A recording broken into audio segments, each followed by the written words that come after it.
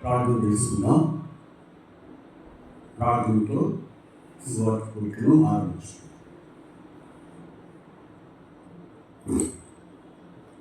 పరలోకమందున్న మా తండ్రి, పరిశుద్ధులైన దేవ, అద్వితీయ సత్యదేవ, సర్వశక్తులు, సర్వాధికారియు, ఆది సంపూర్ణమైన దేవ, మీకు స్తోత్రాలు. ప్రభా తండ్రి, సృష్టిని సృష్టించి, ప్రభా తండ్రి, సృష్టిని ముగించి అందుకు సమస్తమును అనుగ్రహించిన దేవ, మీకు స్తోత్రాలు. కనుక తండ్రి, మీరు ప్రభా జీవించే దేవుడు, చలించే దేవుడు, ప్రభా దివ్యమైన దేవుడు, ప్రభా తండ్రి నాయన నిజమైన దేవుడు, మీకు స్తోత్రాలు. ప్రభా తండ్రి, పరిశుద్ధమైన దేవుడు, అది దేవుడు ఏ లోకానికి వచ్చి ప్రభా తండ్రి మీరు లోకంలో జీవించి సంచరించి జన్మించి సంచరించి ప్రభా తండ్రి తిరిగి ప్రభా లేఖనాల ప్రకారముగా పాపం విషయమై మానవుల యొక్క పాపం విషయమై ప్రభా ప్రాణం పెట్టి మరణించి ముసాఫరం చేయబడి తిరిగి వచ్చినటువంటి దేవుడు, అతి దేవుడుగా ప్రభా మీరు మాకున్నందుకై మేము కలిగి ఉన్నందుకై మేము స్థుతిస్తున్నాం. కనుక ఒకే కాలము మరి మా ప్రభా తండ్రి, మా ప్రభా ఆరాధన సమయము మరి ప్రభా మీరందరూ ప్రభా ఈ కార్యాన్ని ఘనముగా జరిగించినందుకై నిలుచుకుంటారు. ఆరాధన అలాగే ప్రభావ మరి భాగంలో భగవత్మానము చివరి వరకు మీరు గౌరవం నడిపిస్తూ వచ్చారు. దేవ మీకు స్తోత్రాలు. అలా తండ్రి తిరిగి ప్రభా సాయంకాలము ప్రభా మేము మీ యొక్క మరి ప్రభా స్వార్థను మరి ప్రకటించడానికి కొరకు మాకు అనుగ్రహించిన శ్రేష్టకరమైన సమయమును బట్టి మేము స్థుతిస్తున్నాం. కనుక మీకు వందనములు, కృతజ్ఞత స్థుతులు చెల్లిస్తున్నాం. కనుక రానున్న వారిని తీసుకురండి, మైక్ ద్వారా విననే ఉన్న వారిని మీరు జ్ఞాపకం చేసుకొని దర్శించండి, మాట్లాడుతురండి, మీరు మహిమపొందమని ప్రార్థిస్తున్నాం. మీ ఆత్మ సంచార మాటలు ఉంచారు, మా చుట్టూ మీ కాపాలను దయచేయమని ప్రార్థిస్తున్నాం. అనేక చోట్ల ఇలాంటి కూడికలు జరుగుతున్నాయి. బహిరంగంగా వీధుల్లో నగరాల్లో అనేక ప్రాంతాల్లో జరుగుతున్న ఈ స్వార్థ కూడికలన్నిటిని బట్టి మీరే విజయవంతం చేయమని ప్రార్థన చేస్తాం. మీ ఆశలను పరిచారకులు మీరు వాడుకోవాల్సిందిగా ప్రార్థిస్తూ అలాగే కూడా మీ ఆశలను మీరు వాడుకోమని ప్రార్థిస్తాం. నడిపించమని యేసుక్రీస్తు వారి పరిశుద్ధమైన నామమున స్తుతించి ప్రార్థించి అడిగి వేడుకుంటున్నాం తండ్రి, ఆమేన్.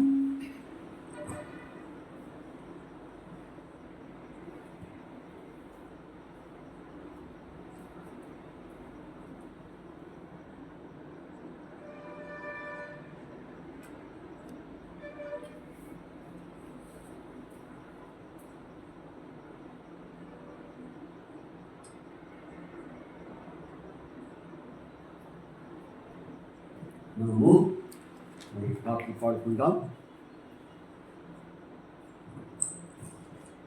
పాడుకుందాము. స్వాగత గీతములు మనము మొదటిగా పాడుకుందాం.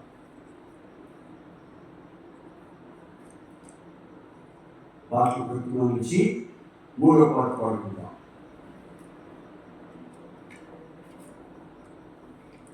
మూడవ పాటను మనము పాడుకుందాం. 3వ పాట.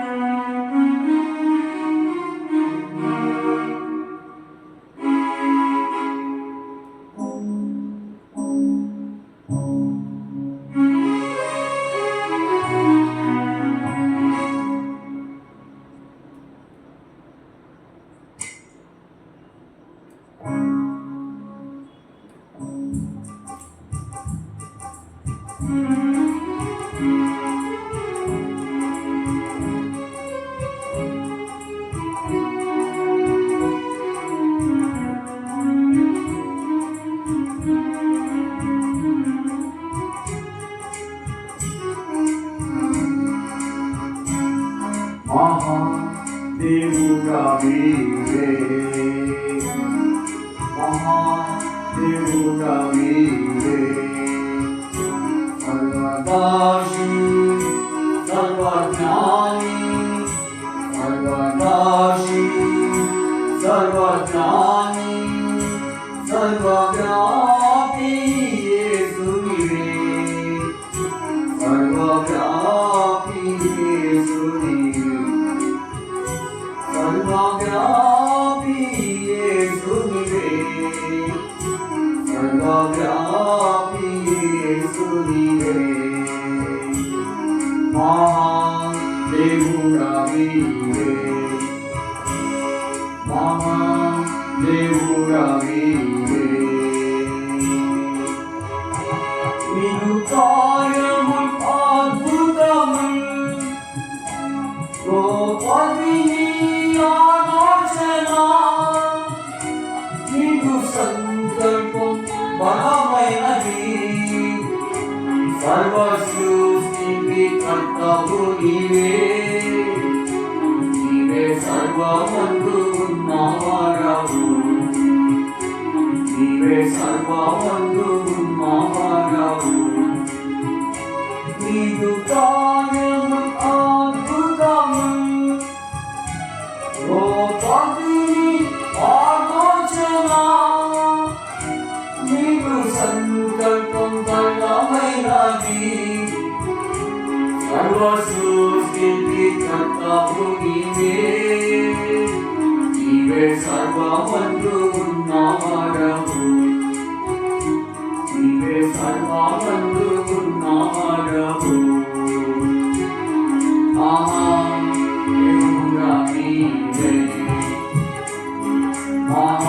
మహాదేవుడా నీవే, సర్వదాశి సర్వజ్ఞాని, సర్వదాశి సర్వజ్ఞాని, సర్వవ్యాపి యేసు నీవే, సర్వవ్యాపి యేసు నీవే, సర్వవ్యాపి యేసు నీవే, సర్వవ్యాపి యేసు నీవే, మహాదేవుడా నీవే, మహాదేవుడా నీవే, ప్రతిదినము స్మరించగా, గోపదిని విశ్వాసగా, మమ్ము కాపాడి సంరక్షించితివి, దయకీకము మాకిచ్చితివి, మమ్ము ఆనందింపచేసితివి, మమ్ము ఆనందింపచేసితివి, ప్రతిదినమును స్మరించగా, గోపదిని విశ్వాసగా, మమ్ము కాపాడి సంరక్షించితివి, దయకీకము మాకిచ్చితివి, మమ్ము ఆనందింపచేసితివి, మమ్ము ఆనందింపచేసితివి,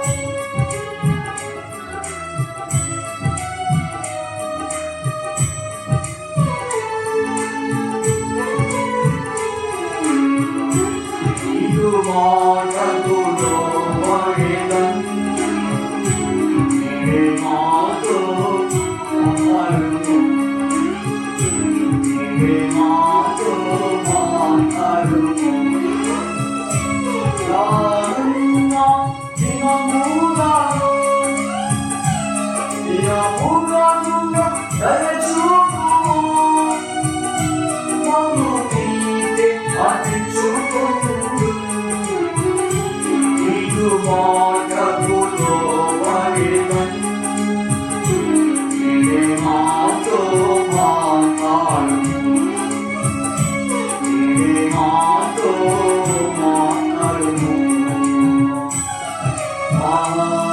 దేవుడా నీవే దేవుడా నీవే సర్వనాశి సర్వజ్ఞాని సర్వనాశి సర్వజ్ఞాని సర్వవ్యాపి యేసువే సర్వవ్యాపి యేసువే సర్వవ్యాపి యేసువే సర్వవ్యాపి యేసువే దేవుడా నీవే దేవుడా నీవే వినాచింతిని ప్రత్యక్షతలో ఎన్నోసార్లు నిన్ను దుఃఖపెట్టితిని సంఘాతమమును లెక్క చేయక ఆత్మీయముగా నష్టపోతిని మానుని పాములను పామును మమ్ము క్షమించి సాయి చేయుము వినాచింతిని ప్రత్యక్షతను ఎన్నోసార్లు నిన్ను దుఃఖపెట్టితిని సంఘాతమమును లెక్క చేయక ఆత్మీయముగా నష్టపోతిని మానుని పాములను పామును మానుని పాములను పామును దేవుడా నీవే దేవుడా నీవే సర్వనాశి సర్వజ్ఞాని సర్వనాశి సర్వజ్ఞాని సర్వవ్యాపి యేసువే సర్వవ్యాపి యేసువే సర్వవ్యాపి యేసువే సర్వవ్యాపి యేసువే దేవుడా నీవే దేవుడా నీవే మహామహిమతో వచ్చెదము లోకము నిన్ను చూడజాలదు సంపూర్ణంగా నన్ను సిద్ధపరచుము నన్ను సిద్ధపరచెదను నీ బహుమానముగా పొందెదను నీ బహుమానముగా పొందెదను మహామహిమతో వచ్చెదము ప్రభు నిన్ను చూడజాలదు సంపూర్ణంగా నన్ను సిద్ధపరచుము ఇతరులను సిద్ధపరచెదను నీ బహుమానముగా పొందెదను నీ బహుమానముగా పొందెదను దేవుడా నీవే దేవుడా నీవే సర్వనాశి సర్వజ్ఞాని సర్వ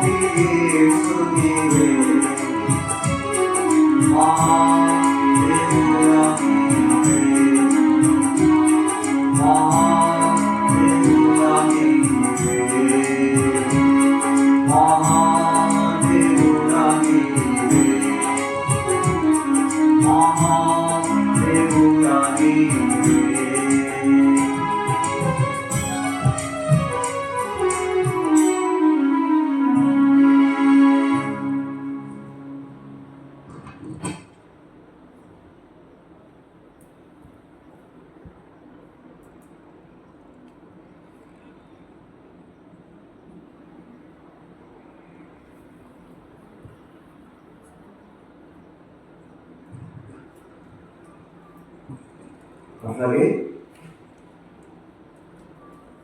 మరొక పాట పాడుతుంది. వినుము వినుము వినుము సోదర అనే పాటల ప్రకటనలో నుంచి వినుము వినుము వినుము సోదర అనే పాట పాడుకుందాం.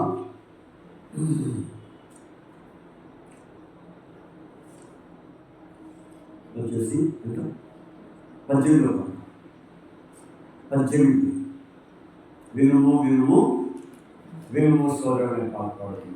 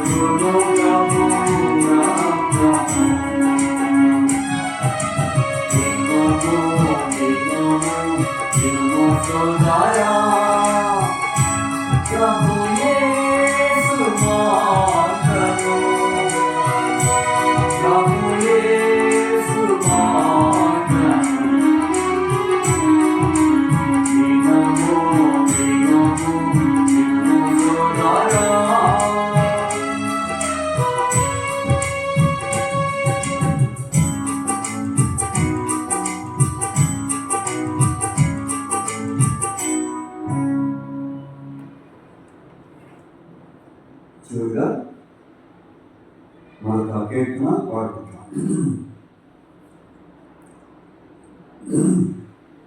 పరలోక రాజ్యంలో అనే పాట పాడుకుందా. ప్రకటన నుంచి 37 పాట పాడుకుందాం. ప్రకటన నుండి 38వ కీర్తన పాడుకుందాం.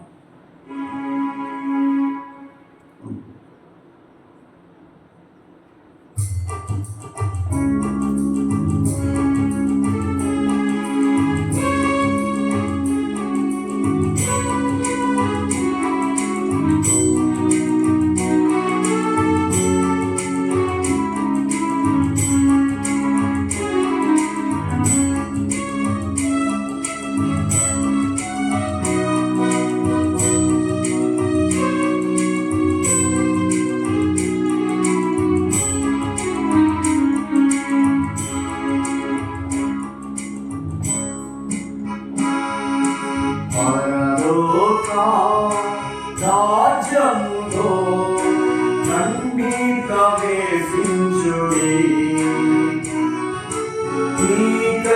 నీకసిద్ధముండెగా పరలోక రాజ్యములో నంది ప్రవేశించుడి, నీకసిద్ధముండెగా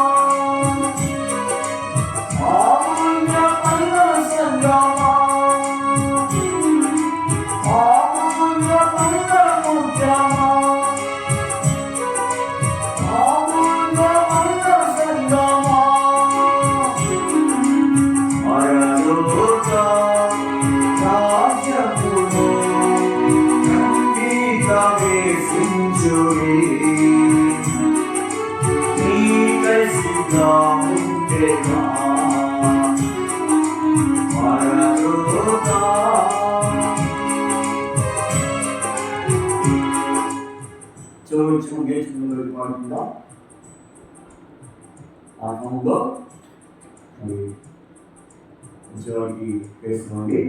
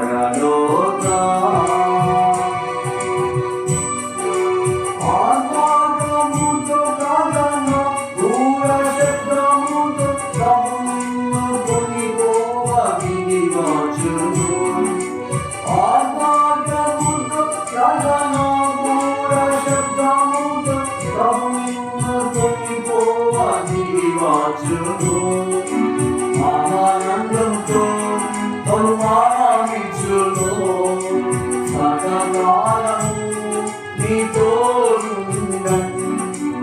ఆనందంతో బహుమానించును సదాకాలము నీతో ఆమూల్యమైన సంగమా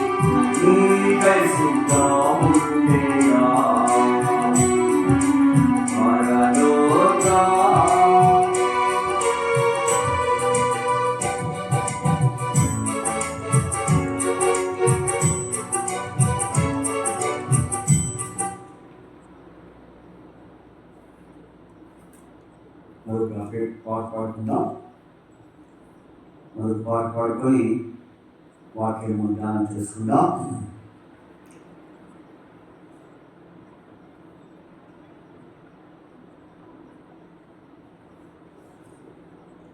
దయచేసి ప్రకటనలో నుంచి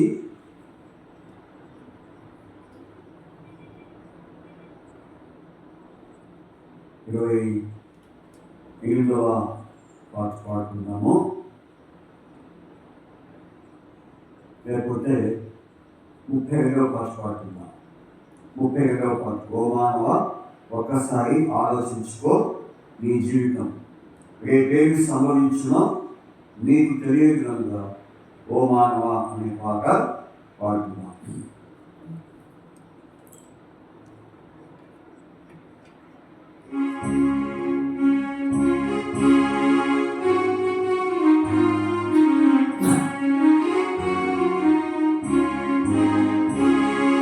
చివరి పాట పాడుకుందాం. తర్వాత దేవుని వర్తమానం క్లుప్తంగా మనం ధ్యానం చేసుకుందాం.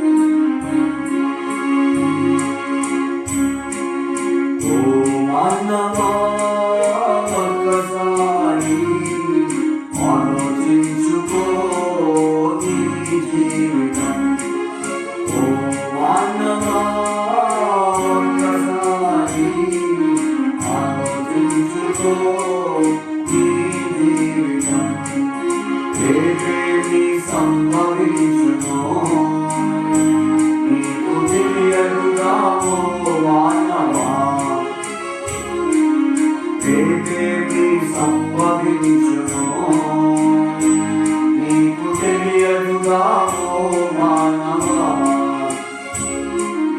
ఓ మానవా, ఒక్కసారి ఆలోచించుకో నీ జీవితం. ఓ మానవా, ఒక్కసారి ఆలోచించుకో నీ జీవితం. ఎండిపోయే గడ్డి వల్ల, కాలిపోయే పువ్వు వల్ల, ఎండిపోయే గడ్డి వల్ల, కాలిపోయే పువ్వు వల్ల చేతనుంది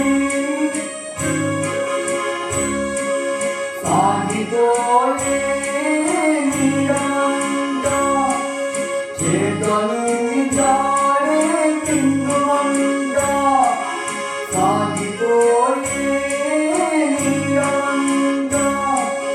రాసు మీద భూమివంక మహిళకి గుడవంక, రాసు మీద భూమివంక మహిళకి గుండవంక.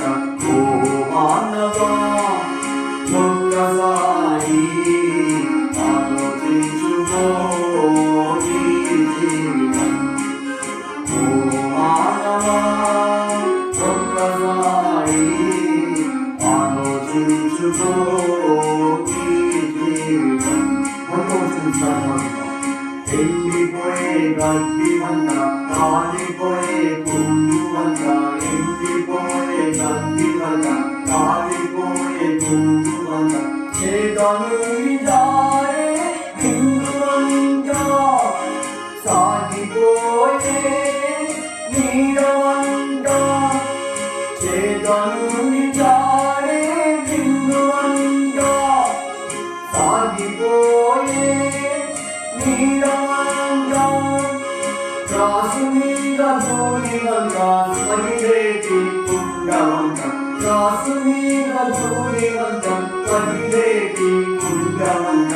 ఓ మానవా, ఒక్కసారి ఆలోచించుకో నీ జీవితం. ఓ మానవా, ఒక్కసారి ఆలోచించుకో నీ జీవితం. నీలో ఉన్న ఆత్మంత దేవుడు పెట్టిన దీపమంత, నీలో ఉన్న ఆత్మంత దేవుడు పెట్టిన దీపమంత. ఆ దీపం ఆరిపోదు, మరణముండదు ఎన్నడైనా. ఆ దీపం ఆరిపోదు, మరణముండదు ఎన్నడైనా. దీపముండగానే నీవు చక్క పెట్టుకోరన్నా, దీపముండగానే నీవు చక్క పెట్టుకోరన్నా.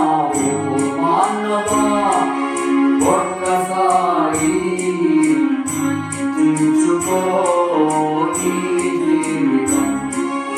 ఓ మానవా, ఒక్కసారి ఆలోచించుకో.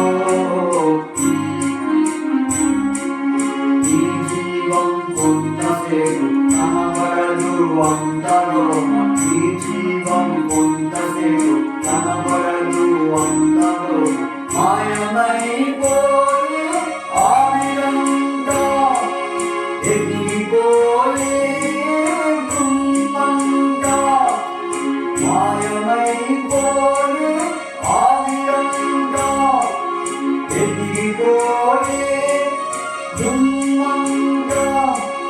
నీకున్న అందమంత వారిపోయే పువ్వంట, నీకున్న అందమంత వారిపోయే పువ్వంట.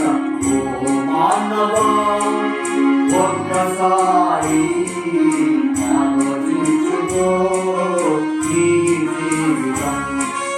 ఓ మానవా, ఒక్కసారి ఆలోచించుకో నీ జీవితం. హృదయమంత మోసమంత ఘోరమైన వ్యాధి అయ్యా, హృదయమంత మోసమంత ఘోరమైన వ్యాధి అయ్యా.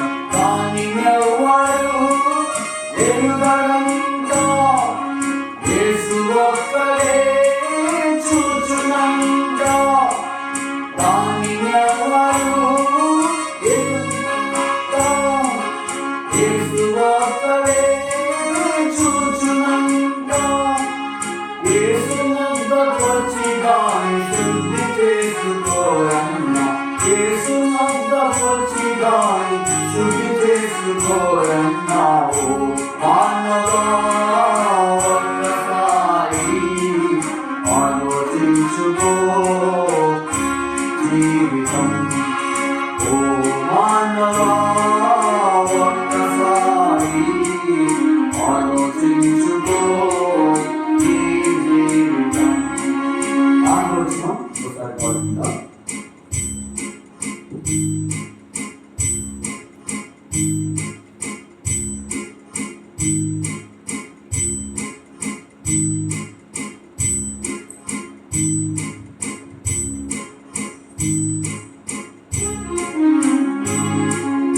ఉదయమంత మోసమన్న ఘోరమైన వ్యాధినంత ఉదయమంత మోసమన్న ఘోరమైన వ్యాధినంత దాని ఎవరు ఎరుగరంగా యేసు ఒక్కడే చూచునంత దాని ఎవరు ఎరుగరంగా యేసు ఒక్కడే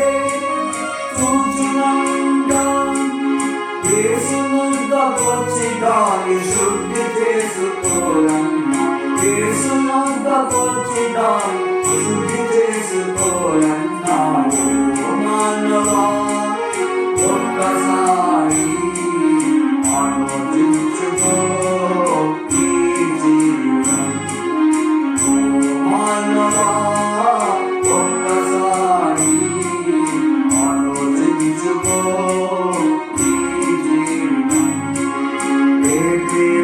సంభవించును నీకు తెలియదుగా ఓ మానవా ఏమేమి సంభవించును నీకు తెలియదుగా ఓ మానవా ఓ మానవా ఒక్కసారి ఆలోచించుకో ఈ జీవితం మానవా ఒక్కసారి ఆలోచించుకో ఈ జీవితం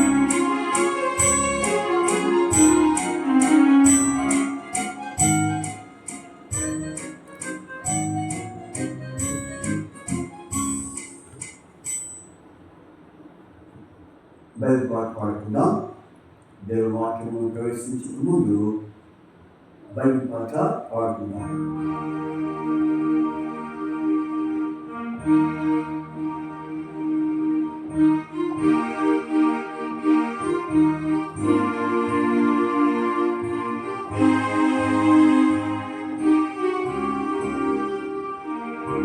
గ్రంథ వాగ్దానములన్నీ నావి ప్రతి అధ్యాయము వరుస వచనము ధన దివ్య ప్రేమ వాగ్దానములు గ్రంథ వాగ్దానములన్నీ నావి Every promise in the book is mine.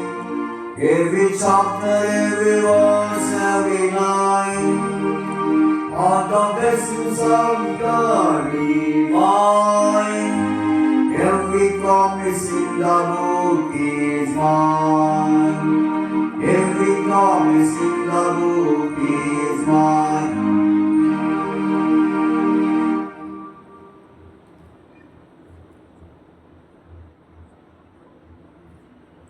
ఈ సమయంలో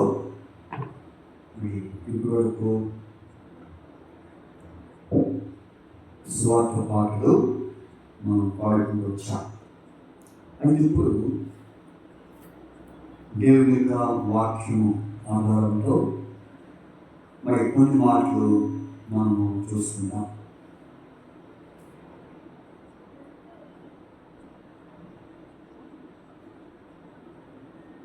కొన్ని మాటలు మనము ధ్యానించేవాడుగా ఉంటున్నాం. చూడండి, మరి ఉదయకాలము ఆరాధన సమయంలో దేవుడు మనకు ఒకే వాక్యం మీద మరి ఆరాధనలో, అలాగే రెండవ వర్తమానంలో ఉదయకాలము ఆయన మనతో ఆ వ్యక్తులుగా మాట్లాడుతూ వచ్చారు. ఇప్పుడు అదే వాక్యము ఆధారం చేసుకుని మరి మనం ముందుకు సాగిపోతాం. 99వ కీర్తన 99వ అధ్యాయము చదువుకుందాం. దయచేసి గమనించండి. కీర్తన 99వ అధ్యాయము చదువుకుందాం. కీర్తన 99 9వ వచనం. పరిశుద్ధమైన గ్రంథంలో నుండి కీర్తన 99 9వ వచనాన్ని చదువుకుందాం. మన దేవుడైన యెహోవా పరిశుద్ధుడు, మన దేవుడైన యెహోవాను ఘనపరచుడి, ఆయన పరిశుద్ధ పర్వతం యొక్క సాగిలపడి. ఇంకోసారి వాక్యం చదువుకుంటాం. మన దేవుడైన యెహోవా పరిశుద్ధుడు, మన దేవుడైన యెహోవాను ఘనపరచుడి, ఆయన పరిశుద్ధ పర్వతం వెనుక సాగిలపడి. దేవుడు చదివిన ఈ వాక్య భాగం దీవించి ఆశీర్వదించి ఆయన మరి ప్రతి ఒక్కరితో దేవుడు మాట్లాడినట్లు సహాయం చేయగాక. అయితే ఈ వాక్యంలో మరి ఒక మాట మనం మధ్యలో ఉన్న మాటని ఆధారం చేసుకొని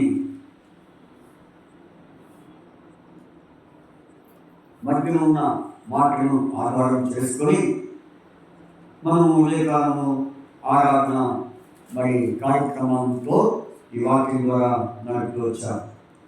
దేవుడు నడిపిస్తూ వచ్చారు. ఇప్పుడు అదే మధ్యలో మాట మన దేవుడు అనే మాట. కాబట్టి మన దేవుడైన యెహోవాను కనపరచుడి. ఇక్కడ కొంత సందేహం రావచ్చేమో, దేవుడు ఎవరు, యెహోవా ఎవరు అనేది ఇక్కడ మనకు కొంతమందికి అర్థం కాక మరి తర్జన భర్జన పడుతున్నటువంటి వారుగా ఉన్నారు. అయితే దేవుడైన యెహోవా, దేవుడే యెహోవా, యెహోవాయే దేవుడు. ఒకే పేరు కలిగినటువంటి పదం దేవుడైన యెహోవా. అంటే దేవుడైన యెహోవాకు ఒక మాట, యెహోవా అంటే ఉన్నవాడు అని బైబిల్ గ్రంథంలో మరి రాయబడుతూ వచ్చింది. కాబట్టి ఈ యెహోవాయే దేవుడు, ఈ దేవుడే యెహోవా. కాబట్టి దేవుడైన యెహోవా. కానీ దేవుడైన మాటకు అర్థం ఏంటంటే జీవుడు, లేకపోతే మరి చలించేవాడు, మరి దివ్యమైన వాడిని కూడా అర్థమవుతుంది. చాలామంది దేవుడు అంటే ఇంకా అర్థం తెలియక మరి నానా రకాలుగా తెప్పులు పడుతున్నా. దేవుడి పదము అది సంస్కృతంలో ఉన్నటువంటి పదంగా భావించారు. అది బైబిల్లో హిబ్రూ పదంలో యెహోవా అని. హిబ్రూ పదంలో దేవుడికి ఏం పేరు? యెహోవా. కాబట్టి ఆయనే మరి ఎటువంటి దేవుడు అనేది మనం జ్ఞాపకం చేసుకుందాం. కాబట్టి దేవుడు అంటే చాలామందికి ఇష్టమే. కనుక దేవుడు ఎవరైనా ఏదైనా మాట్లాడినప్పుడు ఎలా ఉన్నారు మరి అంటే మరి భక్తిగా ఉండేవాడు అనే మాట ఏంటి? దేవుడి దయ వల్ల మేము బాగానే ఉన్నాం. దేవుడి దయ. కాబట్టి దేవుడి దయ మీ ఆశీస్సులు అన్నట్టుగా అంటే ప్రతి ఒక్కరుగా దేవుడి పదము వాడతారు. అంటే ఎందుకు ఆ పదం వాడుతున్నారంటే వాళ్ళకి భక్తి ఉంది. కాబట్టి ఆ భక్తిని బట్టి వాళ్ళ నోటి నుంచి వచ్చే పదమే దేవుడు అనే పదం వస్తుంది. భక్తి నెలలోకి దేవుడి అనే పదం రాదు. కాబట్టి ఇక్కడ దేవుడు అనే మాట ఎంతో ప్రాముఖ్యంగా ఉంటుంది. కాబట్టి ఎవరికి దేవుడు? చాలామంది దేవుడు ఎవరు, ఆయన ఎలా ఉంటాడు, ఆయన ఎక్కడ ఉంటాడు, మరి ఆయన ఉండే స్థలం ఏంటి అని ఎంతోమంది మరి ప్రశ్నలు మరి వాళ్ళ హృదయాల్లో విస్తరిస్తూ ఉంటున్నాయి. అయితే ఆ ప్రశ్నకి జవాబు బైబిల్లో నుంచి మనం తెలుసుకోగలం. కాబట్టి దేవుడు అనగా దివ్యమైన వాడు, జీవుడు, సజీవుడు, చలించేవాడు, అంటే చలనం లేనటువంటి వాడు. కాబట్టి అందుకని మీ జీవుడు కాదు, జీవం లేనివాడు కాదు. కాబట్టి జీవం గలవాడిని, సజీవమైన వాడు దేవుడు. అయితే ఈ దేవుడి నుంచి బైబిల్లో కొన్ని విషయాలు మీకు మరి చెప్తాను. అయితే ఇంకో సంగతి ఏంటంటే బైబిల్ అంతట్లో దేవుడు అనే పదము మరి 847 సార్లు రాయబడింది. ఆది కాండం మొదలుకొని ప్రతి గ్రంథంతో ముగించబడుతుంది. ఆది కాండం ఎక్కడ దేవునితో ఆరంభించబడుతుంది, మరి దేవుని పదం ఏ గ్రంథంలో ముగించబడుతుంది అంటే, మరి దేవుని పదము ఆది కాండము 1వ అధ్యాయంతో ప్రారంభించబడితే, మరి దేవుని పదము ప్రకటన గ్రంథము 22వ అధ్యాయము 19వ వచనంతో ముగించబడుతుంది. ఈ మధ్యలో ఎన్నో మరి అనేక చోట్ల దేవుని పదము రాయబడుతూ వచ్చింది 847 సార్లు. కాబట్టి ఆ దేవుని గురించి బైబిల్లో రాయబడుతూ వచ్చింది. అందుకనే ఈ దేవుడు ఎవరంటే, ఇప్పుడు మనం చూద్దాం. ఆది కాండము 1వ అధ్యాయము చాలా క్లుప్తంగా నేను మీకు వివరించి ముగించడానికి ప్రయత్నం చేస్తాను. చూడండి, ఆది కాండము 1వ అధ్యాయము మరి 1వ వచనంలో రాయబడింది, ఆదియందు దేవుడు భూమి ఆకాశములను సృజించెను. దేవుడు భూమి ఆకాశములను సృజించెను. అంటే ఈ దేవుడు ఎవరంటే సృష్టికర్త, క్రియేషన్ ఆఫ్ గాడ్, సృష్టికర్త అయిన దేవుడు. కనుక ఎందుకంటే మరి దేవుడు సృష్టించడం ఎందుకంటే ఆయనకు ఒక ప్రణాళిక ఉంది, దేవుడికి ఒక జ్ఞానం ఉంది. ఏం జ్ఞానం అంటే, ఈ లోకంలో సమస్తము సృష్టించి తర్వాత మానవుని నిర్మించి మానవునికి సృష్టించిన ప్రతి వస్తువు మీద అధికారం కలిగి ఉండాలని, ప్రతిదీ అనుభవించాలని మానవుని నిర్మించక ముందే ఆ దేవుడు ముందు ఎవరిని సృజించాడు? భూమి ఆకాశం సృజించాడు. భూమిని సృజించాడు. భూమిలో ఉన్న అనేకమైన పదార్థములు కూడా మరి సిద్ధపరిచాడు. అలాగే ఆకాశము, భూమికి ఆకాశానికి మధ్య ఏమేమి కనపడుతున్నాయి? అన్ని జీవరాశులు, చెట్లు, వృక్షాలు ఇవన్నీ కనిపిస్తున్నాయి. ఇవన్నీ ఎవరి కొరకు అంటే మానవుని కొరకు. దేవుడు మానవుని సృజించాడు. అన్ని సృష్టించిన తర్వాత మానవుడు అనుభవించడానికి, తను పొందుకోవడానికి అన్ని నిర్మించినాకే మానవుని దేవుడు నిర్మించాడు, సృజించాడు. అందుకనే ఈ దేవుడికి ఏం పేరు అంటే సృష్టికర్త అయిన దేవుడు. సృష్టికర్త అయిన దేవుడు. ఒకవేళ ఈ భూమి మీద ఈ సృష్టి అంతా లేకుండా మనల్ని దేవుడు సృష్టించుంటే మనకి ఆహారం ఎక్కడి నుంచి వస్తుంది, నీరు ఎక్కడి నుంచి వస్తుంది, గాలి ఎక్కడి నుంచి వస్తుంది, మరి మనం అనుభవించాల్సిన ఎక్కడి నుంచి మనం పొందుకోగలం?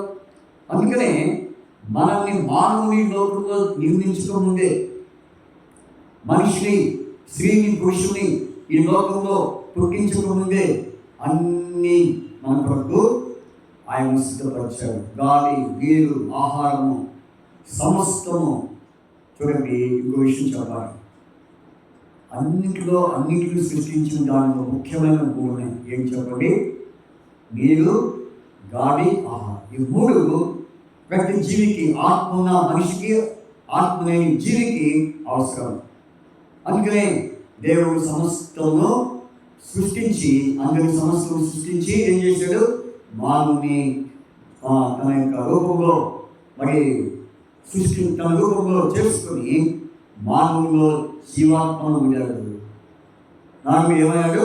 జీవాత్మ. మానవుడు జీవవాయు ఉడవుగా నడుము జీవాత్మ అయిన రాయబడింది. కాబట్టి మనందరము దీన్ని బట్టి చూస్తే దేవుని స్వరూపమైనటువంటి వాడు.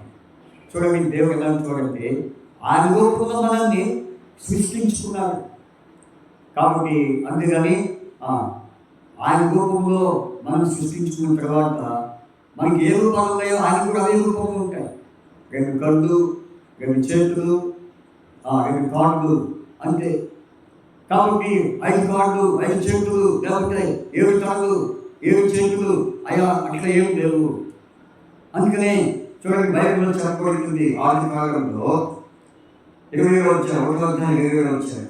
1వ అధ్యాయం 20 వచ్చిన దేవుడు తన స్వరూపమందు నరుని సృజించెను.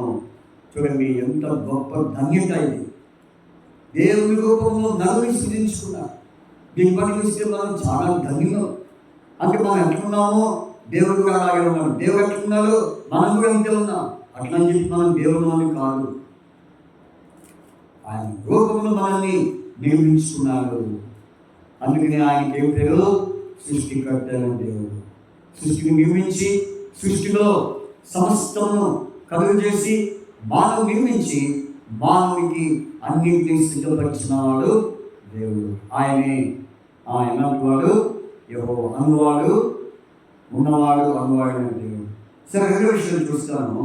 రెండో విషయం మనం చూస్తే దేవుడికి ఉన్నటువంటి లక్షణము మనం చూస్తున్నాం. చూడండి, మన బైబిల్లో నుంచి దేవుడు ఎలాంటి వాడంటే రాయబడింది. మొట్టమొదటి ఏం చెప్పాను? ఆయన సృష్టికర్త. అంటే సృష్టిని, భూమిని, ఆకాశం సృష్టించి సమస్త జీవరాశులను సృజించి తర్వాత దాని తర్వాత మానవుని స్త్రీ పురుషులుగా నిర్మించాడు. ఇది మనకి విషయం. వేరే విషయం ఏమని రాయబడిందంటే చూడండి, మరి కీర్తన గ్రంథంలో మరి 99వ అధ్యాయం 6వ వచనం, 99వ అధ్యాయం 6వ వచనంలో అక్కడ ఏమని రాయబడిందంటే, ఆయన యాజకుల్లో మోషే అహరోను ఉండేది, ఆయన నామమును బట్టి ప్రార్థన చేయవారిలో సమూయేలు ఉండేడు. వారు యెహోవాకు మొరపెట్టగా ఆయన వారికి ఉత్తరమిచ్చాడు. ఆయన అంటాడు గాడ్. కాబట్టి గాడ్ దేవుడు ఎలాంటివాడంటే ఉత్తరమిచ్చేవాడు, మొరపెట్టగా. కనుక మొరపెట్టగా ఎవరైతే మొరపెడతాడో వారికి దేవుడు జవాబిచ్చేవాడిని పరిశుద్ధ గ్రంథంలో రాయబడింది. కొంచెం ఇంకా తేటగా మరి మనం తెలుసుకోవాలంటే మొరపెట్టుట అనేది ఏ సందర్భంలో ఎప్పుడు మనలో నుంచి మొర వస్తుంది అంటే యోగ పుస్తకము 29:9 వచ్చినాం. యోగ పుస్తకం 29వ అధ్యాయం 9వ వచనంలో మరి ఈ మాట మనము చూడగలుగుతాం. చూడండి, 27:9 యోగు 27వ అధ్యాయం 9వ వచనం. వానికి బాధ కలిగినప్పుడు దేవుడు వారి మొర వినునా. చూసారు, దేవుడు వారి మొర వినునా అని. ఎవరికి దేవుడు? మొర వినే దేవుడు. మొదటిగా సృష్టికర్త దేవుడు, మానవుని సృజించిన దేవుడు. అందుకనే మరి వాక్యం యెహోవా దేవుడిని తెలుసుకొని ఆయన మనం గుర్తించను, మనం ఆయన వారము. కాబట్టి సృష్టికర్త దేవుడిని తెలుసుకోవాలి.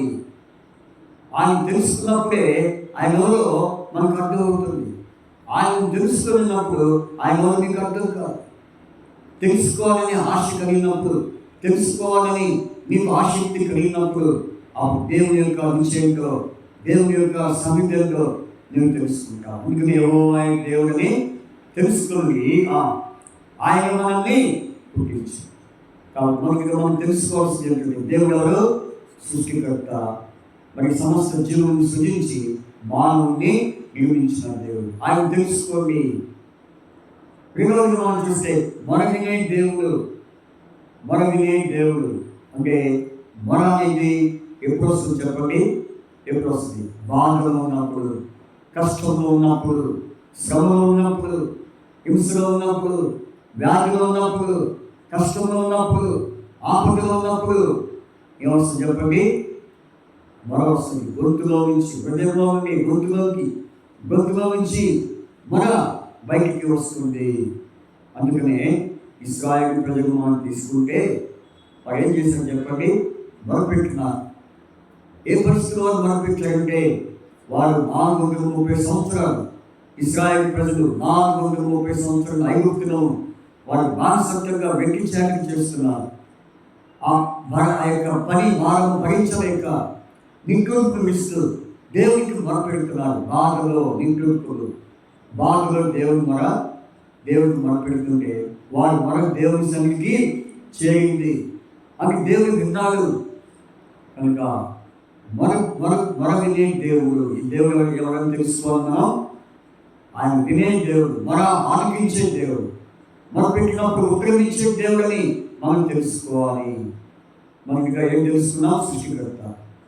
అలాగే రెండవది ఏం తెలుసుకున్నాం? యెహోవా దేవుడు తెలుసుకుని ఏం తెలుసుకున్నాం? ఆయన మనవినే దేవుడు. చాలా సందర్భాలు కానీ నేను అక్కడ కట్ చేసి చెప్తున్నా. ఇంకా పూర్తిగా లోతుగా డెప్త్గా మనం చెప్పుకోవాలంటే టైం సరిపోదు, ఈ రాత్రి సరిపోదు. అయితే గుర్తుగా గుర్తుగా దేవుడు ఎవరైనా తెలుసుకోవడానికి నేను ఈ మాటలు మీ ముందు తీసుకొస్తున్నాను.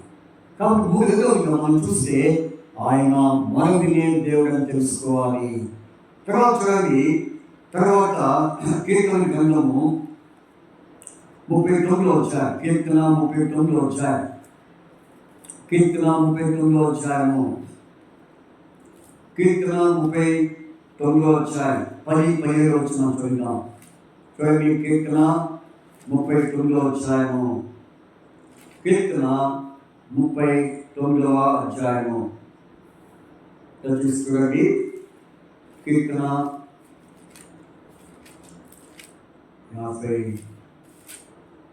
59 వచ్చిన 59 10 వచ్చిన 17 వచ్చిన చదువుకుందాం. కీర్తన 59:10-17. నా దేవుడు తన కృపతో నన్ను కలుసుకునేను, నా కొరకు పెంచున్న వారికి సంభవించిన దానిని దేవుడు నాకు చూపించును. నా దేవుడు ఎలాంటి దేవుడు? కృపతో కలుసుకునేవాడు. కాబట్టి యెహోవా దేవుడిని తెలుసుకొని అనే అంశంలో మనకిగా సృష్టికర్త తెలుసుకున్నాం. రెండవదిగా మనవినే దేవుడిని తెలుసుకున్నాం. మూడవదిగా ఈ దేవుడు ఎవరైనా రాయబడింది బైబిల్లో, ఎవరైనా రాయబడిందంటే కృపతో కలుసుకునేవాడు. నిజంగా ఆయన కలుసుకునే దేవుడు, ఆయన మరి కలిసి నివసించే దేవుడు. ఎవరు కలుసుకోవడానికి దేవుడు?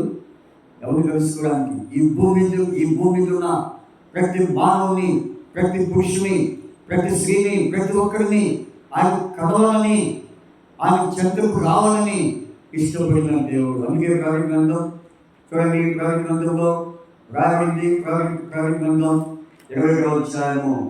ఇదిగో 20వ వచనం, 3వ వచనం, 21:3. అప్పుడు ఇదిగో దేవుని నివాసం మనుషులతో కూడా ఉన్నది, ఆయన వారితో కాపురం ఉండును, వాడు ఆయన ప్రజలై ఉండును, దేవుడు తానే వారి దేవుడై ఉండి వారికి తోడై ఉండును.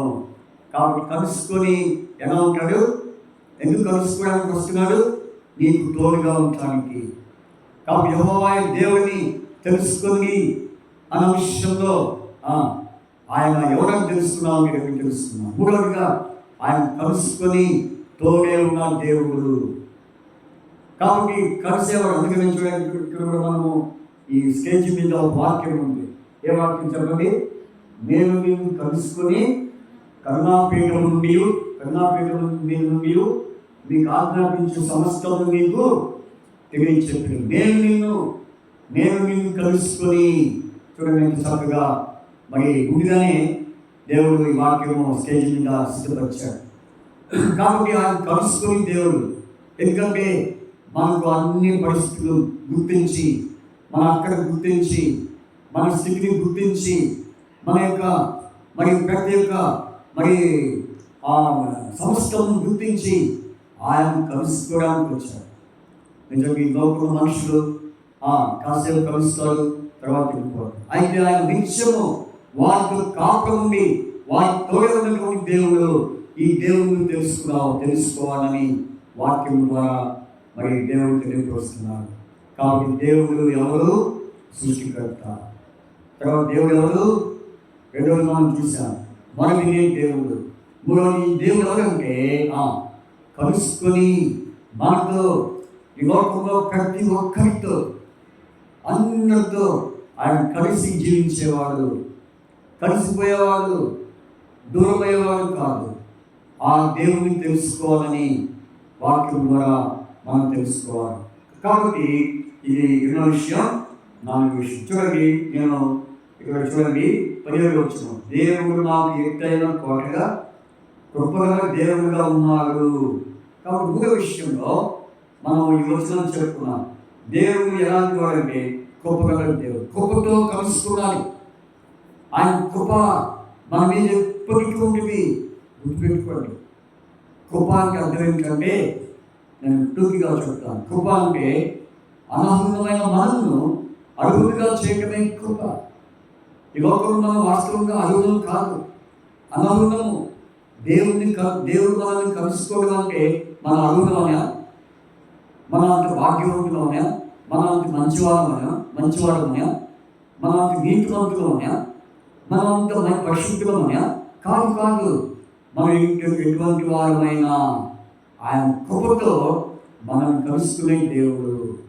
ఆయన కృపతో మనం కలుసుకొని ఆ కృప మనతో ఆయన ఉంచే దేవుడు. ఇది ఎన్నో విషయాలు చెప్తున్నాము. మూడో విషయం, 4వ విషయం చూడండి. 4వ విషయం చూస్తే రాయబడింది. 4వ విషయము అక్కడ మనం చూస్తాం. చూడండి, దేవుని వాక్యంలో 4వ విషయం ఏంటంటే మరి యోగ పుస్తకం చూడండి. లేకపోతే కీర్తన గ్రంథం చూడండి. కీర్తన ఈ వాక్యం చదువుతున్నా. కీర్తన 48వ వచనం. కీర్తన 48వ వచనం. అధ్యాయం కీర్తన 48వ అధ్యాయము 14వ వచనం. ఈ దేవుడు సదాకాలము మనకు దేవుడే ఉన్నాడు, మరణం వరకు మనం నడిపించును, మరణం వరకు ఆయన మనల్ని నడిపించును. చూసారా? కాబట్టి ఈ దేవుడే సదాకాలము మనకేమన్నాడు? దేవుడే ఉన్నాడు సదాకాలము. అంటే మనము మరి ఈ భూమి మీద జన్మించిన దగ్గర నుంచి ఈ భూమిని విడిచేంత వరకు, మన గొంతులో ప్రారంభంత వరకు ఆయన దేవుడే ఉన్నాడు. ఎలాంటి దేవుడు అంటే నడిపించే దేవుడు, నడిపించేవాడు. కాబట్టి మరి నడవలేని పరిస్థితిలో, కుంగిపోయే పరిస్థితిలో, నిరాశలో ఆయన నడిపించే దేవుడు. నిజంగా ఇట్టి దేవుడిని తెలుసుకోవాలని పరిశుద్ధ గ్రంథము తేటగా తెలియపరుస్తాం. యెహోవాయే దేవుడని తెలుసుకో. మన దేవుని యెహోవా గణపరచుని, ఆ దేవుని తెలుసుకోండి అని ఈ వాక్యం ద్వారా దేవుడు మనతో మాట్లాడుతున్నారు. కాబట్టి అనేక విషయాలు కానీ దేవుని గురించి మరి మనం ఎక్కువగా చెప్పుకోవాలి. కనుక మరి ఈ దేవుడు నడిపించే దేవుడు, కాపాడే దేవుడు. కాబట్టి ఈ దేవుడు మరి ఆయన మనతో ఉండే దేవుడు కనుక మరి అనేక పరిస్థితుల్లో నడిపిస్తాడు. అందుకే ఒక పాట, నడిపిస్తాడు నా దేవుడు, శ్రమకులోనైనా నన్ను విడువాడు. కాబట్టి నడిపిస్తాడు నా దేవుడు. ఏ పరిస్థితుల్లో? శ్రమలో, అనేక పరిస్థితుల్లో నడిపించేవాడు. మనుషులు మనం నడిపించలేకపోయినా, మనుషులు మనను నడిపించడానికి ఇష్టపడకపోయినా ఆ దేవుడు నడిపించే దేవుడని నువ్వు తెలుసుకోవచ్చునా? నువ్వు తెలుసుకోవాలి. అయితే 5గా అసలైన మాట ఇప్పుడు మనం చూద్దాం. కీర్తన గ్రంథం 99వ అధ్యాయం. కీర్తన 99వ అధ్యాయం. కీర్తనలు 99వ అధ్యాయంలో ఇప్పుడు అసలైన మాట మనం చూస్తున్నాం. 8వ వచనం. 99:8 చెవుడి మాట. 99వ అధ్యాయంలో వచనం. వారి విషయంలో నీవు పాపము పరిహరించు దేవుడు అయితేవి. కాబట్టి 5గా ఈ దేవుడు ఎవరంటే పాపమును పరిహరించు దేవుడు. ఇప్పుడు దాకా ఏం చెప్తున్నాం? సృష్టికర్త అని చెప్తున్నాం. తర్వాత ఆయన మరవిని దేవుడు అని చెప్తున్నాం. తర్వాత ఆయన కలుసుకునే దేవుడు అని చెప్తున్నాం. తర్వాత ఆయన నడిపించే దేవుడు అని చెప్తున్నాం. అయితే ఈ ప్రశ్న మాట ఏంటంటే పరిహరించు, పాపము పరిహరించు దేవుడు. కనుక ఈ దేవుడు ఎవరంటే పాపము పరిహరించు దేవుడు. ఎవరు పాపం పరిహరించు దేవుడు? ఎవరు పాపములు? ఈ భూలోకంలో ఉన్న ప్రజల యొక్క పాపం అని బైబిల్ చెప్తా ఉంది. ఎందుకంటే ఈ లోకంలో ఉన్న ప్రజలు ఏమవుతున్నారు? మరి ఆయన రూపంలో సృష్టించబడినప్పుడు కూడా, ఆయన రూపంలో దేవుడు తన రూపం మనల్ని సృజించినప్పుడు కూడా మనం పాపములకు గురైపోయినా. ఎందుకంటే ఈ పాపం మనకి ఎలా సంక్రమించింది అంటే దేవుని మాటను అతిక్రమించడం ద్వారా, ఆజ్ఞ అతిక్రమించడమే పాపము. నిజంగా వారి పాపములను పరిహరించు దేవుడు అన్నాడు. కాబట్టి ఇప్పుడు ఈ దేవుడు ఎవరంటే యేసు క్రీస్తు. ఎవరైనా, ఎందుకంటే ఆయన పాపమును పరిహరించే దేవుడు. ఎవరి ఇప్పుడు మీరు దేవుడు అన్నారు కదా, ఇప్పుడు యేసు క్రీస్తు అంటున్నారేంటి అంటే ఆయనే మరి యేసుక్రీస్తుగా ఈ లోకానికి మానవ రూపంగా జన్మించాడు. కాబట్టి అంతకుముందు పాత నిబంధనలో దేవుడి యెహోవా దేవుడు అని చెప్తున్నాము. అయితే ఆయనే మరి ఎవరైతే ప్రభు యేసుక్రీస్తు ఆయన కృపాకాలంలో మరి యేసుక్రీస్తు ప్రభువారు ఆయన లోకానికి దేవుడిగా ఉండి కూడా ఈ లోకానికి మనుషుడిగా ఈ లోకంలో జన్మించాడు. మరియ గర్భం ద్వారా కన్యకైన మరియ గర్భం ద్వారా ఆయన జన్మించిన దేవుడిగా ఉన్నాడు. ఎందుకు జన్మించాడంటే వారి పాపం నుండి ఆయన రక్షించిన కనుక ఆయనకి యేసు అని పేరు పెట్టాడు. మధ్య స్వార్థ 1:21 వచ్చినాము. కాబట్టి వారి పాపం నుండి, తన ప్రజల్లో వారి పాపం నుండి ఆయన రక్షించిన కనుక ఆయనకి యేసు అని పేరు. అయితే పాత నిబంధనలో యేసు ప్రభు అనే పేరు ఎక్కడ కనపడదు.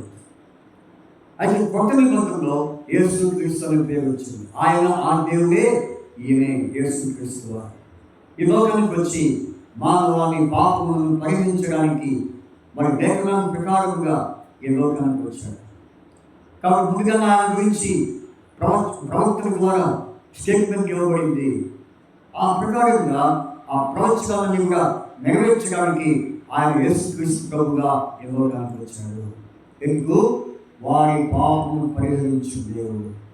ఈ లోకంలో పాపం పరిహరించడానికి మనం ఎన్నెన్నో చేస్తున్నాం, ఎన్నెన్నో మంచి దానాలు చేస్తున్నాం, నీటి దానాలు చేస్తున్నాం, అన్నదానం, గోదానము, భూదానము, వస్త్రదానము, ఎన్నెన్నో దానాలు చేస్తున్నాం. కానీ మన జీవితంలో నీతి లేదు, మన జీవితంలో మంచి లేదు, మంచి కనపడలేదు. మన కంటిలో, మన నోటి ద్వారా, మన వినికిడిలో, మన మాటలో, మన నడవడిలో, మన క్రియలో ఎక్కడ చూసినా పరిశుద్ధత లేదు. అందుకని ఆయన ఏం చేయాలంటే పరిశుద్ధుడు. 99వ అధ్యాయంలో ఆయన గురించి ఏమంటే యెహోవా పరిశుద్ధుడు, యెహోవా పరిశుద్ధుడు. తర్వాత మూడోసారిగా యెహోవా పరిశుద్ధుడు 3 సార్లు రాయబడింది. 3 సార్లు మనకి గుర్తు వస్తుంది, తండ్రి, కుమార, పరిశుద్ధ. 3 ఈ 99వ అధ్యాయంలో 3 సార్లు పరిశుద్ధుడు పరిశుద్ధుడు పరిశుద్ధుడు అని మాట ప్రస్తావించబడింది. కనుక ప్రియమైన వారులారా, మనం జ్ఞాపకం చేస్తున్నాం, ఈ పరిశుద్ధులైన దేవుడే యేసు ప్రభువారు మానవుని పరిశుద్ధపరచడానికి, పాపం ఉన్న వాడిని నీతివంతుడిగా చేయడానికి, పాపం ఉన్న వాడిని పరిశుద్ధుడిగా తీర్చడానికి, నీతివంతుడిగా తీర్చడానికి ఆయన లోకానికి వచ్చాడన్న మాట వాస్తవము. అందుకనే మరి మనం చదువుకున్న చరిత్రలో, మనం చదువుకున్నటువంటి పాఠ్య పుస్తకాలలో ఏమని రాయబడుతుందంటే మరి క్రీస్తు శకము క్రీస్తు పూర్వం అని రాయబడింది. ఒకసారి నేను ఇంటర్మీడియట్లో చదువుతున్నప్పుడు హెచ్ఎస్ గ్రూప్ నాది, ఇంటర్మీడియట్లో హెచ్ఎస్ గ్రూప్. అయితే మా హెచ్ఎస్ గ్రూప్లో మరి ఎక్కువగా హిస్టరీ ఉంటుంది. అంటే మరి రాజుల పరిపాలన, మరి ఆ దినాల్లో ఎవరో ఎట్లా మరి పరిపాలించగలిగిన దాని గురించి ఆ హిస్టరీలో ఎక్కువగా మాకు కనపడేది ఏంటంటే క్రీస్తు పూర్వము క్రీస్తు శకము. కాబట్టి మరి క్రీస్తు పూర్వము క్రీస్తు శకం అని మరి ఇక్కడ రాయబడతా వచ్చింది. ఎందుకని అయితే నా పక్కన స్టూడెంట్ ఉన్నారు, అతను ప్రక్క పాపం దేవుడు అంటే ఎరగనివాడు, దేవుడు అంటే మరి ఇష్టపడినవాడు. అయితే అతను కూడా ఏం చదువుతున్నాడు? క్రీస్తు పూర్వము క్రీస్తు శకం చదువుతున్నాడు. తర్వాత అతను దేవుడు నమ్ముకున్నాడు కూడా. ఎందుకంటే ఎంతోమంది చెప్పినా కానీ, ఎంతోమంది బోధించినా కానీ ఆయన నమ్మలేదు. అయితే ఎక్కడ నమ్మాడంటే, ఏ విషయం నమ్మాడంటే, తను చదువుకున్న పుస్తకంలో క్రీస్తు శకము క్రీస్తు పూర్వం అని రాయబడిన చేత అప్పుడు ఆయన గ్రహించాడు, ఓహో, యేసు క్రీస్తు ప్రభువారి లోకంలో జన్మించడం అనేది ఖాయమైంది. చూడండి, ఎందుకంటే ఆనాడు ఆయన జీవించిన జీవితం ఆయన జన్మించిన జన్మ పరిశుద్ధమైంది, ఆయన జీవితం పరిశుద్ధమైంది, ఆయన నడవడి పరిశుద్ధమైంది. ఆయన చివరికి మానవుల కొరకై తన రక్తము కాచి ఏం చేశాడు? మరణించి భూస్థాపన చేయబడి తిరిగి గెలిచాడు. అందుకనే ఆయన పేరు పుస్తకాల్లో మనం చూస్తున్నాం. ఎంతోమంది నాస్తికులు కూడా, దేవుడికి ఇష్టపడిన వారు కూడా మరి నాస్తికులు ఏమయ్యారు? చివరికి సువార్తికులు అయ్యారు. నాస్తికులే సువార్తికులు అయ్యారు. ఒక ఆయన నాస్తికుడు ఉండేవాడు. ఒక నాస్తికుడు, ఆయనకి భార్య ఉంది. అయితే వాళ్ళ భార్య ప్రెగ్నెంట్. చివరికి అబ్బాయిని పుట్టడం జరిగింది. అయితే చివరికి ఆ నాస్తికుడు తన భార్యను ఎక్కడ చేర్పించాడంటే మరి సెయింట్ థామస్ అనే మరి హాస్పిటల్లో చేర్పించాడు. కాబట్టి అమ్మగారు హాస్పిటల్లో చేర్పించాడు. కానీ తప్పే చేర్పించిన తర్వాత మనసు అనుకున్నాడు. ఏమనుకున్నాడంటే సరే మనకు కావాల్సింది మరి డెలివరీ కావాలి కదా, ఎక్కడైతే ఏమైంది అన్నట్టుగా ఆ నాస్తికుడు ఏం చేశాడంటే ఆ మిషన్ హాస్పిటల్లోకి వాళ్ళ భార్యను చేర్పించాడు. సరే వాళ్ళ భార్యకి ఒక రూమ్ ఇచ్చారు. ఆ రూమ్లో మరి దేవుని వాక్యాలు, యేసు ప్రభు యొక్క చక్రపటాలు కనపడతా ఉన్నాయి. అయితే అతను అనుకున్నాడు, ఒకటే అనుకున్నాడు నాస్తికుడు. ఏమనుకున్నాడంటే ఒకవేళ అప్పుడు మంచం తిప్పాడు, తన భార్య కొడుకున్న మంచాన్ని కూడా తిప్పేశాడు. ఎందుకంటే తన భార్య మంచం మీద కొడుకున్నప్పుడు కనబడేది ఏంటంటే మరి దేవుని వాక్యము, యేసు ప్రభు యొక్క చిత్రపటాలు కనిపిస్తుంది. అందుకని ఆ నాస్తికుడు ఏం చేశాడంటే మంచాన్ని తిప్పాడు. తిప్పగానే ఇక ఆ వాక్యం కనపడకూడదనే ఉద్దేశం, ఆ బొమ్మ కనపడకూడదనే ఉద్దేశం. చివరికి ఆ పుట్టిన అబ్బాయి కూడా ఆ వాక్యాలను చూడకూడదు, ఆ బొమ్మ చూడకూడదు అనుకున్నాడు నాస్తికుడు. చూడండి ఎంత నిష్కరవాడు, చూడండి నాస్తికుడు అనుకున్నాడు. చివరికి ఆ అబ్బాయి ఎట్లా పుట్టాడంటే గుడ్డివాడిగా పుట్టాడు. ఎట్లా పుట్టాడు? గుడ్డివాడిగా పుట్టాడు. ఎందుకు గుడ్డివాడిగా పుట్టాడంటే నాస్తికుడు ఒకటే అనుకున్నాడు. ఏమనుకున్నాడు? నా భార్య ఆ వాక్యం చదవకూడదు, నా పుట్టబోయే కొడుకు కూడా ఆ వాక్యం చూడకూడదు అని అనుకొని మంచాన్ని తిప్పాడు. ఆ గదిలో మంచాన్ని తిప్పగానే పుట్టిన బిడ్డ కవిలాకులు పుట్టాడు. ఇక చూడండి నాస్తికుడికి ఎంతో బాధ వేసింది. అయ్యయ్యో, నా కొడుకు గుడివాడిగా పుట్టాడే, ఎందుకు పుట్టాడు? అందరికీ మంచిగా పుట్టాడు, మరి నాకేమో గుడివాడిగా పుట్టాడని చెప్పి ఎందుకు పుట్టాడని ఆలోచించుకున్నప్పుడు దేవుడే మాట్లాడాడంట. ఏమని? నువ్వు పుట్టబోయే పుట్టాడు కూడా నన్ను చూడకూడదు, నా వాక్యాలను చూడకూడదని నువ్వు మంచాన్ని తిప్పావు, నీ భార్య మంచాన్ని తిప్పావు, నీ బిడ్డ కూడా నా వాక్యాలను చూడకూడదని నువ్వు మరి మనసు అనుకున్నావు. కాబట్టి నేను బిడ్డ గుడివాడిగా పుట్టించానన్నాడు. అయ్యా దేవా, నన్ను క్షమించు. అయ్యా, నేను పాపిని, నేను దుర్మార్గుని, నేను మంచోని కాదు. అయ్యా, నా బిడ్డ కళ్ళు తెరిపించు అంటే ఉపయోగం ఉంది.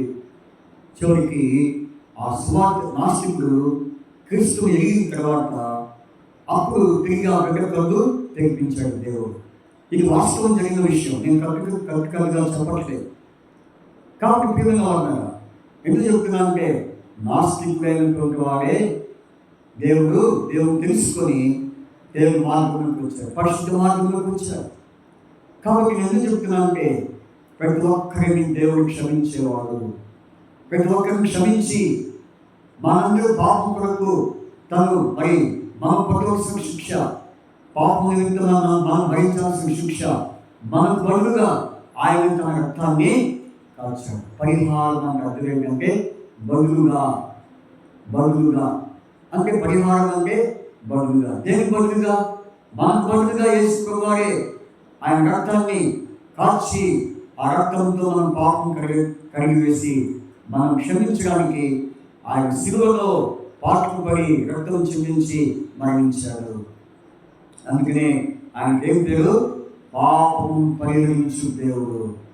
సోదరి, రాత్రి ఈ మాట్లాడుతున్నా, నీవు ఏ జాతి వాడమైనా, ఏ కులస్తుడైనా, ఏ మతస్థుడైనా, ఏ వంశపు వాడమైనా, ఏ ఊరి వాడమైనా, ఏ ప్రాంత వాడమైనా, చదువు ఉన్నా చదువు లేకపోయినా, అందం ఉన్నా అందం లేకపోయినా, ధనం ఉన్నా ధనం లేకపోయినా, బైబిల్ చెప్తుంది ఏ భేదం లేదు, అందరూ పాపం చేసి దేవుడు అనుగ్రహించిన మహిమను పొందలేకపోవచ్చున్నాడని వాక్యం సంగతిస్తూ ఉంది. కాబట్టి పాపం చేసే విషయంలో అందరూ సమానమే, తేడా ఇవ్వలేదు. ఎటువంటి వాడైనా, ఉద్యోగి అయినా, నిరుద్యోగి అయినా, చదువు లేని వాడైనా, చదువు ఉన్నవాడైనా, ఎలాంటి వాడైనా, ఆస్తులు ఉన్నవాడైనా, లేని వాడైనా అందరూ పాపే, అందరం పాపమే. అందుకనే మనందరూ పాపం పడతాయి. యేసుక్రీస్తు లోకానికి వచ్చి ఆయన జీవించి స్వస్థ కార్యాలను జరిగించి చివరిగా లేఖనం ప్రకారంగా మన పాపం కొరకు తన ప్రాణం ఇచ్చాడు. ఆ రక్తంతో ప్రతి మానవ పాపం కడిగేస్తాడని నీవు నమ్మితే చాలు. యేసుక్రీస్తు ప్రభువుని నీ నోటితో ఒప్పుకొని నీ హృదయంలో విశ్వసించలేగా నీవు రక్షించబడతావు. కాబట్టి యేసుక్రీస్తు ప్రభువుని ఒప్పుకో. నీ నోటితో ఒప్పుకుంటే, నీ పాపం ఒప్పుకుంటే ఆయన తప్పకుండా నేను క్షమిస్తాడు. క్షమించలేవు కాదు, నీ కోసం కాల్చిన రక్తంతో నీ హృదయ పాపం కడిగి పవిత్రపరిచి నిన్ను పరిశుద్ధుడిగా, నీతివంతుడిగా మరి ఆయన నిన్ను మరి సిద్ధపరిచేవాడిగా ఉంటున్నాడు. అందుకని బైబిల్లో ఒక మాట ఉంది చూడండి. మొదటి యోహాను పత్రిక 9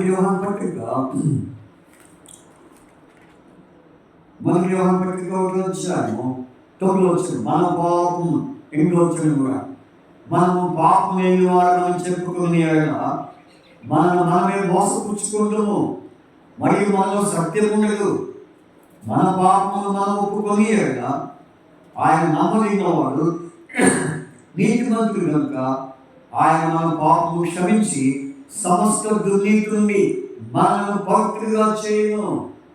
కాబట్టి పాపములు ఒప్పుకుంటే క్షమించి సమస్త దుర్నీతి నుండి, అంటే మనం ఏముంది? దుర్నీతి, అవినీతి, స్వనీతి, సొంత నీతి. కాబట్టి మనం ఏ పాపం లేకపోయినా స్వనీతి కూడా ఒక పాపమే, దుర్నీతి కూడా ఒక పాపమే, స్వకీయ నీతి కూడా మన పాపమే. అందుకని నీ నీతి క్రియలు మురికి పేరుతో సమానం అంట బైబిల్ ఏం చెప్పుకుంటుంది? నీ నీతి క్రియలు దేనికి సమానం? చూడండి, యెషయా గ్రంథంలో రాయబడింది. చూడండి, యెషయా గ్రంథం మానవుల యొక్క నీతి క్రియలు దేంతో మరి పోల్చబడిందంటే మురికి పేరుతోనే అని యెషయా గ్రంథంలో రాయబడతా వచ్చింది. కాబట్టి మానవ నీతి క్రియలు మురికి పేరుతో సమానమని మరి దేవుని వాక్యంలో రాయబడతా వచ్చింది. చూడండి, యెషయా గ్రంథంలోనే ఈ మాట రాయబడతా వచ్చింది.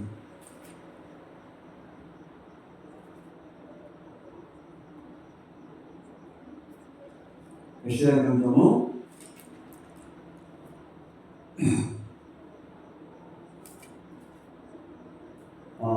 కాబట్టి మానవుల నీతి క్రియలు మురికి పేరుతో సమానమని రాయబడతా వచ్చింది. కాబట్టి మనం ఎన్ని నీతి క్రియలు చేసినా, మనం ఎంత మంచి క్రియలు చేసినా అవి మురికి పేరుతోనే సమానము. అందుకనే మనలో ఉన్నటువంటి పాపముని మరి స్వనీతిని తీసివేసి, దుర్నీతిని తీసివేసి ఆయన మనం నీతిమంతుడిగా చేయలేమన్న దేవుడు. ఈ దేవుడు నీవు కలిగి ఉంటావా? ఈ దేవుడు నీవు నమ్ముకుంటావా? అట్లని చెప్పేసి మిమ్మల్ని మీరు బలవంతం చేయట్లేదు. కానీ కాబట్టి నీకున్నటువంటి కోరికల చొప్పున, నీకున్న ఆశను బట్టి నీవు రక్షణ పొందాలని, నీవు పాపం విడుదల కావాలని నీవు కోరితే ఆయన తప్పకుండా నీ పాపం క్షమించి మరి ఆయన సమస్త దుర్నీతిని నిన్ను విడిపిస్తాడు. తద్వారా నీకు పాపం ద్వారా వచ్చే జీవితం మరణం, అదే అగ్నిగుండం మరణం. ఆ మరణం నుంచి దేవుడిని తప్పించిన వాడుగా ఉంటాడు. కాబట్టి అదే అగ్నిగుండం. కాబట్టి నీ ఆత్మ అగ్నిగుండంలోనికి ప్రవేశించుకున్నట్లుగా యేసుక్రీస్తు ప్రభువారు నిన్ను ప్రేమతో పిలుస్తున్నాడు. ఈ రాత్రి ఈ మాట్లాడుతున్న సోదరి, ఒకవేళ నేను ఏ పాపం చేయట్లేదే, నాలో ఏ పాపం ఉందని అనుకోవద్దు. మన స్వనీతే పాపము. ఆ స్వనీతి నుంచి తప్పించబడాలని యేసుక్రీస్తు ప్రభువారు నిన్ను దర్శిస్తున్నాడు. ఈ రాత్రి ఆయన నమ్ముకుంటావా? ఒకసారి ఆయనతో మాట్లాడు. దేవా, నీవు ఎలాంటి వాడో తెలుసుకున్నాను ఈ రాత్రి, కానీ చివరిగా నీవు పాపములు పరిహరించే దేవుడని నేను తెలుసుకున్నాను. నిజమే ప్రభా, నేను ఏ పాపము ఎవరికి కీడు హాని చేయకపోయినా, ఎవరు నేను తిట్టకపోయినా, ఎవరిని నేను కొట్టకపోయినా, నాలో ఉన్నటువంటి దుర్నీతి స్వనీతి అది నా జీవితానికి ఎంతో పాపముగా చోటు చేసుకుంటుంది. కాబట్టి నా యొక్క పాపం తప్పించు, నా పాపం క్షమించు అని నువ్వు అయితే చాలు. యేసు ప్రభువు నేను క్షమించి తన రక్తంతో నేను కడిగి పవిత్రపరిచి ఆ నిత్యరాజ్యము దైవరాజ్యము నీకు అనుగ్రహించాలని దేవుడు కోరినవాడిగా ఉంటున్నాడు. కాబట్టి రాత్రి తీర్మానం చేసుకో.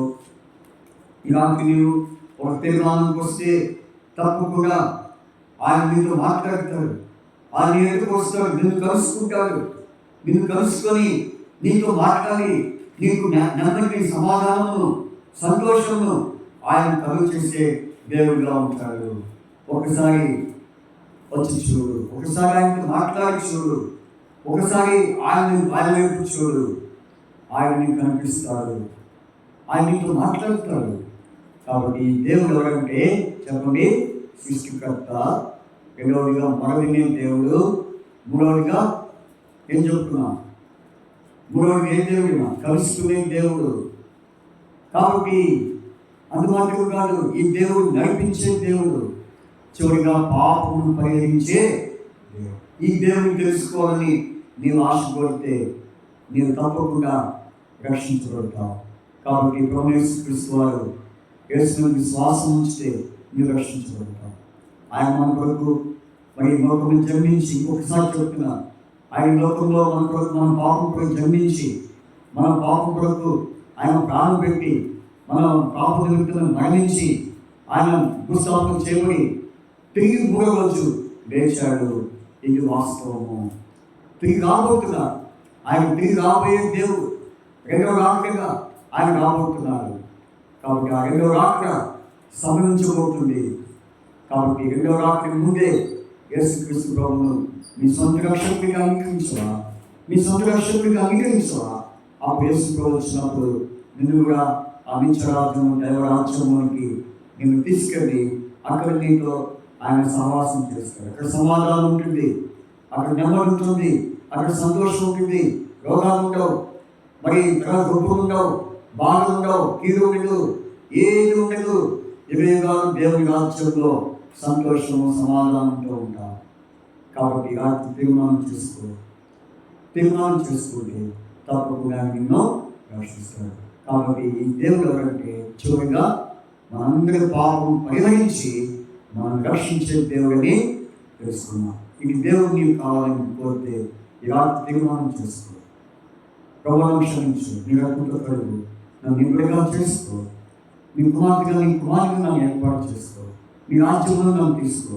నరకం నుండి నా ఆత్మను తప్పించు, పాతాళంలో నా ఆత్మ దిగిపోకుండా చెయ్యి అని యేసు ప్రభువుతో నేను తీర్మానం చేసుకుని ప్రార్థన చేస్తే తప్పకుండా నిన్ను ఆయన రక్షిస్తాడు. ఇంక సువార్త సందేశము మీ వినికిడిలో దేవుడు దీవించి ఆశీర్వదించి రక్షించుకున్నాక ముగింపు ప్రార్థన చేసుకొని ముగించుకున్నాం.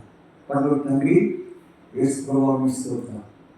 మన దేవుడి యెహోవాను కనపరచు అనే మాటలు ప్రభా, ఆ దేవుడు ఎలాంటి వాడు, ఆ దేవుడు ఏమన్నాడు అనే విషయాన్ని రాత్రి సువార్త గురి ద్వారా వినిపింపు చేశారు. ఎవరైతే రాత్రి విన్నారో, అయ్యా తండ్రి, ఎవరైతే కూర్చొని తీరిగ్గా కూర్చొని నీ మాటలు విన్నారో, ఈ రాత్రి వారి జీవితంలో ఆత్మకార్యం జరిగించారు. వారి ఆత్మలో రక్షణ కలిగించారు. వారి ఆత్మలో ప్రభావ యొక్క స్వస్థ కార్యం, రక్షణ కార్యము, ప్రభావ యొక్క ఆత్మ శుద్ధి కలిగించారు. ప్రార్థన చేస్తున్నాం. కొంతమంది నిరాకరిస్తున్నారు, కొంతమంది ఆకర్షించబడుతున్నారు, కొంతమంది ప్రభావ విశ్వసిస్తున్నారు, కొంతమంది విశ్వసించట్లేదు. ప్రభావ అటు వారిని మీరు జ్ఞాపకం చేసుకోండి. వారికి దర్శించండి. వారికి ఉన్నటువంటి వ్యాధి బాధ నుండి తప్పించండి. వారికి ఉన్నటువంటి అప్పుల సమస్య నుండి తప్పించండి. వారికి ఉన్నటువంటి ప్రతి ఒక్క ఇబ్బంది నుండి తప్పించండి. ప్రార్థన చేసి ఈ రాత్రి మీరు వారితో మాట్లాడి, వారితో ఉండి, వారిని కలుసుకొని వారితో ముచ్చరించండి.